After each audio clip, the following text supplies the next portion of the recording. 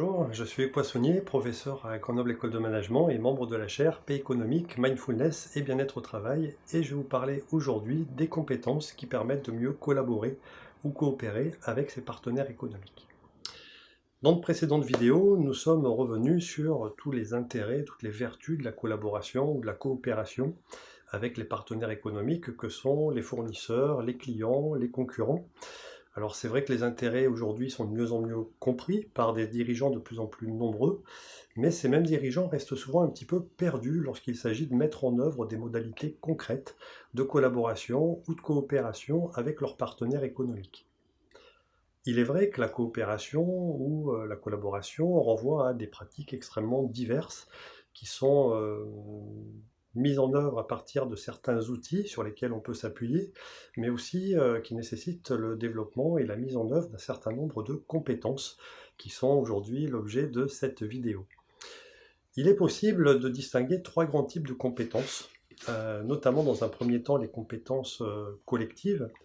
dont les compétences interorganisationnelles, celles qui permettent véritablement de faire référence à ce savoir-faire de collaboration,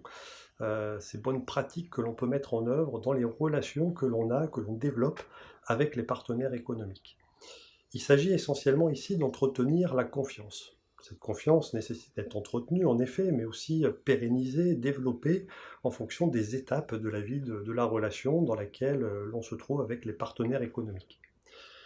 Ensuite, il y a les compétences collectives toujours, mais qui sont plus organisationnelles. Et là, on se trouve à l'intérieur de l'organisation.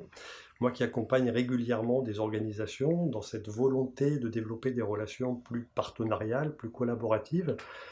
je m'aperçois qu'aucune organisation n'arrive à bien collaborer avec des partenaires économiques, même si c'est une volonté affichée, une volonté très claire, lorsque l'on ne parvient pas dans un premier temps à mieux collaborer en interne. Quand on parle de collaboration à l'intérieur de l'organisation, il s'agit de casser les silos, de décloisonner, de développer une vision beaucoup plus transversale de la performance, du fonctionnement de l'organisation. Et là, il y a aussi un certain nombre de compétences importantes à déployer. Et puis, il y a les compétences individuelles. Les compétences individuelles sont notamment ce à quoi on fait référence quand on parle des soft skills, c'est les compétences douces, donc les compétences relationnelles, les compétences émotionnelles, qui permettent de beaucoup mieux comprendre, de beaucoup mieux utiliser, exprimer les émotions. Et c'est effectivement quelque chose de très important en contexte collaboratif, puisque très souvent les conflits découlent d'émotions qui n'ont pas été bien exprimées ou mal exprimées. Je prends un exemple tout simple, le conflit qui va opposer peut-être un client, un acheteur à son fournisseur, vient du fait qu'une peur n'a peut-être pas été exprimée de la part du fournisseur, qui voyait bien qu'il serait en difficulté pour livrer à temps, mais qui a peut-être peur de la réaction de l'acheteur face à lui, et qui va tarder à le prévenir, et finalement il le fera beaucoup trop tard, lorsque plus aucune solution ne sera possible. Donc à ce moment-là, la colère va surgir évidemment chez l'acheteur, et on va rentrer dans une escalade et un conflit qu'on aurait pu tout à fait facilement désamorcer si le fournisseur, en plus grande confiance, avait pu exprimer sa peur auprès de son client. Donc des compétences émotionnelles extrêmement importantes, mais dans le même temps, je dirais des compétences peut-être plus hard, si je le dis comme ça, en tout cas des compétences financières, des compétences qui permettent aux gens, notamment aux acheteurs, qui sont en relation directe avec les partenaires économiques que sont les fournisseurs, des partenaires très importants,